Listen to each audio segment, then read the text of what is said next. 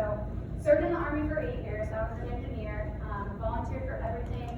I figured that if I, got to all the courses, got to all the deployments, that by the time I was ready to have kids, the Army would cut me a little bit of slack, and me and my husband would be able to continue to do the dual military thing, and it might get a little easier, but I was wrong, and I found out 3 days after maternity leave with my first, I came back to work 3 days later, found out that I was going to Afghanistan when my daughter would have been 6 months, and my husband was already scheduled to go. So when I went home that night, I told him, I'm on orders.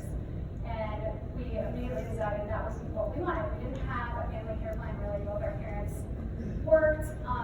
It wasn't an option. We didn't have anywhere to send our daughter. So I resigned overnight, had no plan. I thought that I guess I pursued full-time employment. I thought I'd be a project manager in Nashville, started doing job applications, and I realized I was going to be away from my daughter for the entire time she was awake. I would pretty much leave before she wake up, drive an hour back home, and she'd probably be going to bed at my home. And it just wasn't what we wanted. I wanted to have it all. So I pursued some other things. I tried to see if we could find another way to have it all. I don't know if I really knew what that meant at the time. So unfortunately, what that ended up being for me was kind of not having anything and staying at home. And so I begrudgingly became a stay-at-home mom. I was terrible at it. I was not a very good mom, definitely not a very good spouse.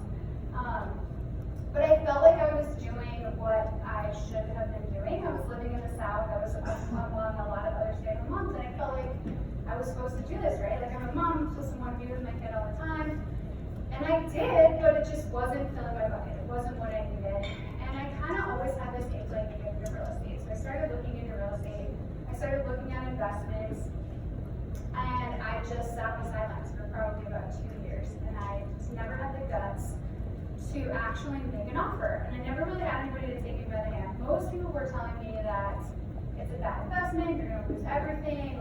Everyone has this story when you tell them they want to get into investment about some uncle that they know that lost it all and everything. And I let all that noise kind of cloud me and prevent me from doing anything really. And then, so fast forward 2 years into my, essentially 2 years from getting out of the Army, and I found out that I had a heart condition, and I was totally paralyzed with fear of it. And this condition has 2 symptoms, one of which is sudden death.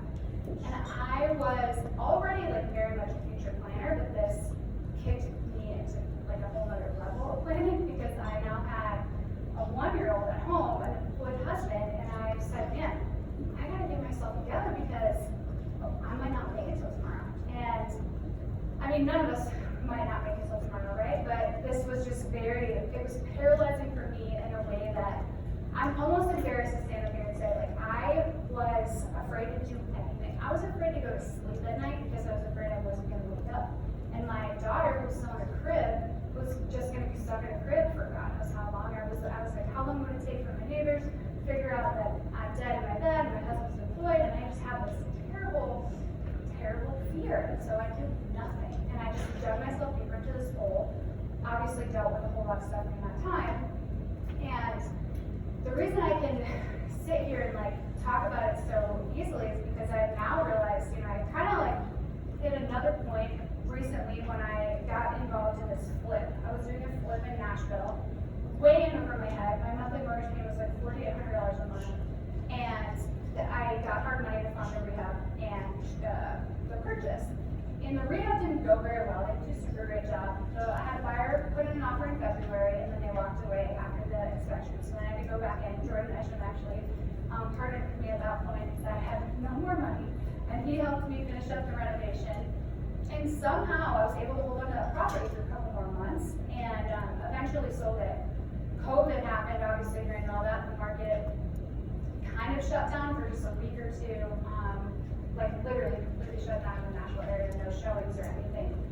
I panicked, but what I didn't do this time was nothing. I started actually taking action, and I found out through that time that I don't have to be defined by not doing anything. And I found out that as soon as I started to get into that point where I was paralyzed myself to take action. I forced myself to start looking into refinancing. And I started talking to wholesalers. I started talking to anybody that could help me in this situation. And as a result, I ended up, well, maybe not as a result, but while this happened, I ended up getting an offer to be able to sell the property. Broke even on the property. I could have held on to it and actually paid up probably a good chunk of money, but I was super stressed and I just got rid of it. And so, really what I want to hit home for you guys today is like the difference between, being paralyzed and not doing anything and being so like scared and stressed and anxious, but actually taking action. And those two things make such a difference, not only in like the circumstances and the outcome, but how I feel about myself and how I define myself now as a result.